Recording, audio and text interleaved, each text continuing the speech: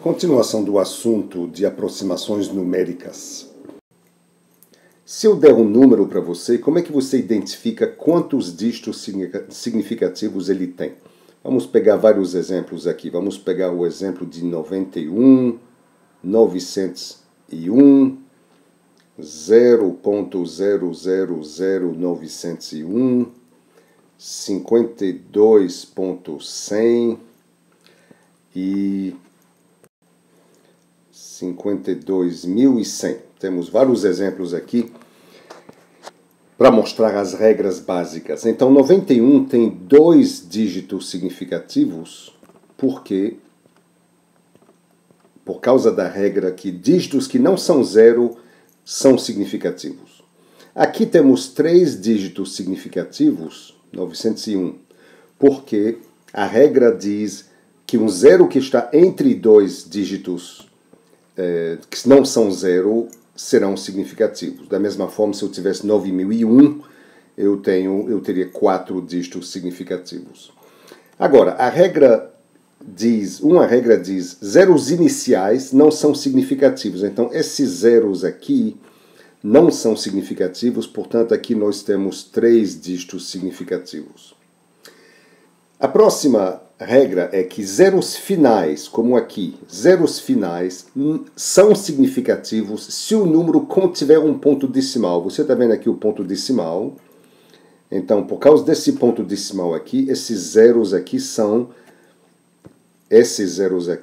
significativos. Por quê? Eu poderia muito bem ter escrito 52.10 para mostrar que eu tenho só esse primeiro zero como significativo. O valor aqui parece igual, mas o número de dígitos significativo é diferente.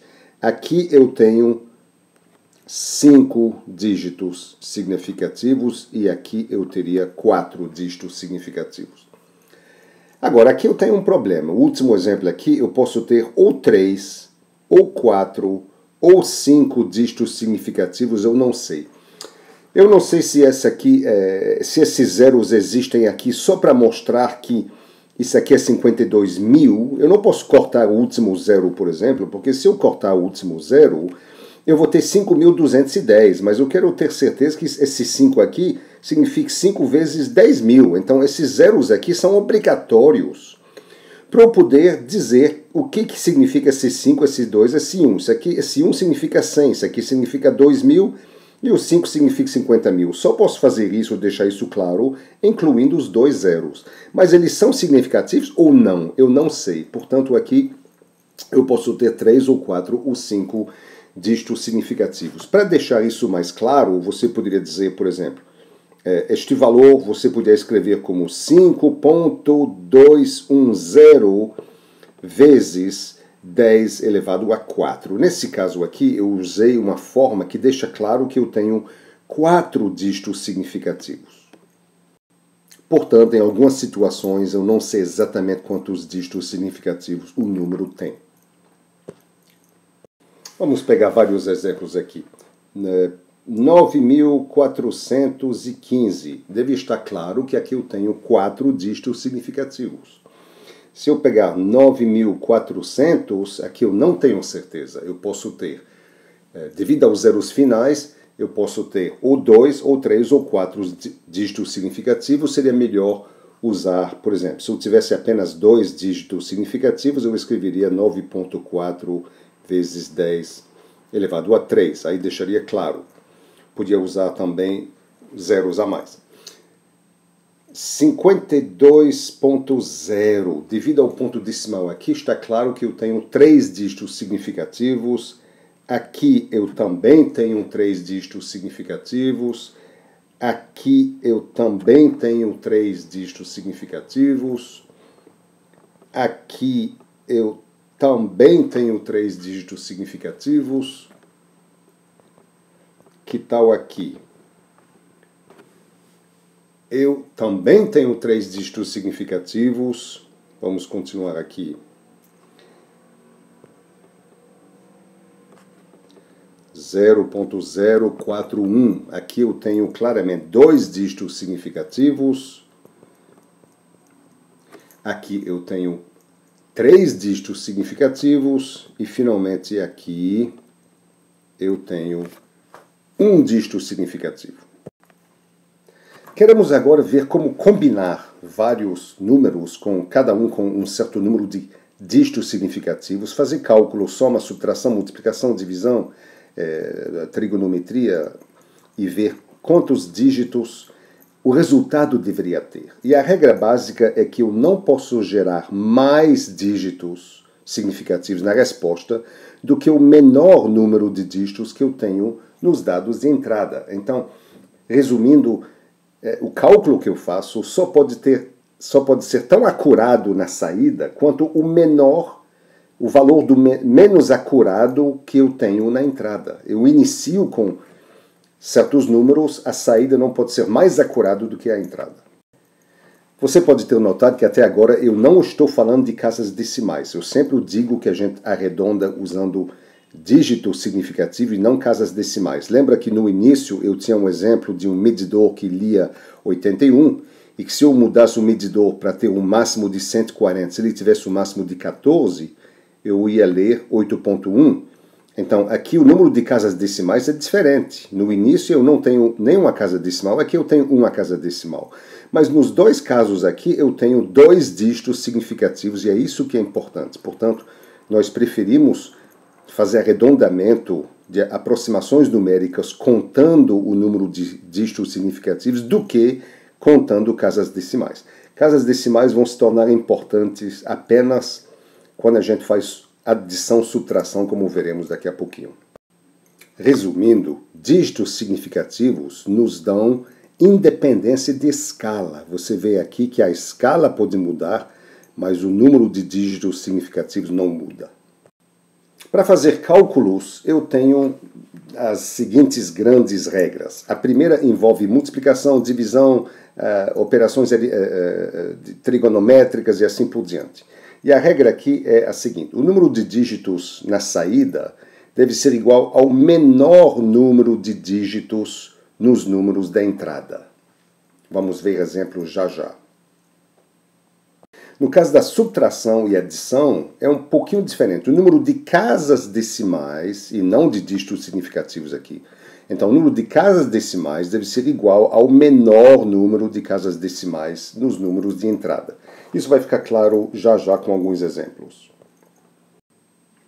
Nosso primeiro exemplo, 21.892 vezes 3.72. Você põe na calculadora, você vai ver que o resultado é 81.7704. Mas como é que a gente arredonda isso? A gente deve arredondar para... Bom, aqui eu tenho 3 dígitos significativos. Aliás, desculpe, eu tenho 5 dígitos significativos. Aqui eu tenho 3. Portanto, o resultado vai ter que ter apenas 3 dígitos significativos, que é o menor entre os dois na entrada. Portanto, isso vai me dar 81.8. Por que o 7 virou 8? A gente vai ver daqui a pouquinho quando a gente falar de arredondamento. Segundo exemplo, 101.572 com 6 dígitos significativos vezes 0.0031 com 2 dígitos significativos. A calculadora nos dá isso, mas o resultado deve ser escrito como 0.31. 2 dígitos aqui, 2 dígitos aqui. Este exemplo aqui é um pouquinho mais complicado. Na verdade, ele é extremamente simples, mas as pessoas têm dificuldade de engolir esse tipo de coisa. 789.30 dividido por 0.05. Põe na calculadora, você vai ter um resultado de 15.786. Aí eu pergunto, isso é igual a quanto? Muitas pessoas colocariam 15.700 ou 15.000, mas veja, eu tenho aqui um dígito significativo apenas, que é o mínimo na entrada. Eu posso ter apenas um dígito significativo aqui, portanto, e o resultado disso é 20.000, ou seria melhor escrever para ter certeza que a gente diz quantos dígitos significativos nós temos. 2 vezes 10 elevado a 4. As pessoas não gostam de dizer que não tem dificuldade de engolir que o resultado disso aqui seja 20.000. Mas Você não pode dizer que é 15 mil. 20 mil, na realidade, significa que o resultado está entre, lembra da regra, o resultado está entre 15 mil e 25 mil. Isso é o que significa 20 mil, ou 2 vezes 10 elevado a 4. Você tem que pegar o último dígito significativo aqui, que é o 2, e você tem que ir para menos metade da unidade e para mais metade da unidade. Metade da unidade é 5 mil.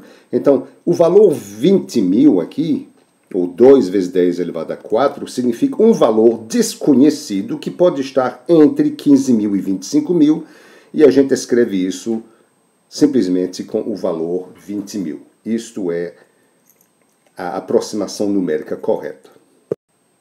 Vamos fazer alguns exemplos, 2 exemplos com adição e subtração. Então, pega esse aqui, 53,24 mais 3,333 mais 2,4. Eu coloquei aqui em azul o número que é o último dígito significativo que a gente pode permitir no resultado. O resultado não pode passar, ao somar aqui, eu não posso passar desse ponto aqui. Tudo daqui, isso aqui é o último dígito que eu posso aproximar. O resto é tudo desconhecido. Portanto, ao fazer essa soma, o resultado que eu vou ter é 58,9.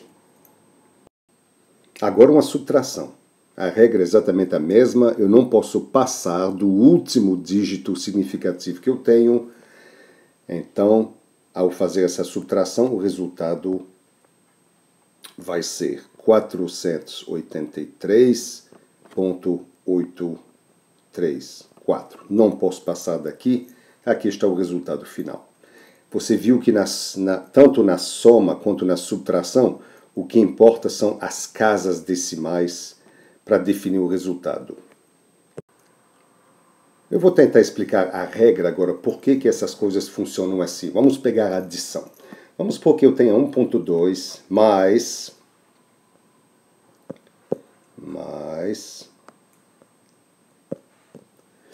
3,45, isso dá 4,65. Por que eu não posso passar? Qual seria meu resultado? Por que as coisas... por que eu não vou poder passar do 2? Vamos colocar como x as coisas que eu não conheço. Então, eu não conheço o valor aqui. Eu não conheço o valor aqui. Eu não conheço o valor aqui. Quando eu somo x mais x, um valor desconhecido mais um valor desconhecido, aqui vai me dar x.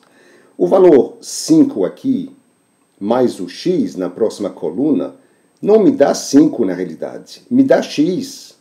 Aqui eu deveria ter um x, porque o 5 está sendo somado com algo desconhecido. Então, eu não tenho 5 aqui, eu tenho um desconhecido. E é por isso que eu não posso passar, portanto, do 2, e eu terei como resultado apenas o 4,6. Vamos fazer a mesma coisa com a multiplicação. 1,45 vezes 6,1. Então, eu não sei o que tem aqui. Eu não sei o que tem aqui. São desconhecidos. Vamos fazer a multiplicação. Primeiro, eu faço x vezes isso daqui, que me dá simplesmente x. Depois, eu vou fazer 1 vezes isso daqui, que vai me dar 4,5x. Depois eu faço 6 vezes isso daqui, que vai me dar 8,70x. Quando você soma aqui, você vai ver que eu terei x aqui, aqui, aqui e aqui, e que o resultado, portanto, final será 8,8, e você vê por que eu tenho 2 casas decimais aqui, é por causa das 2 casas decimais aqui.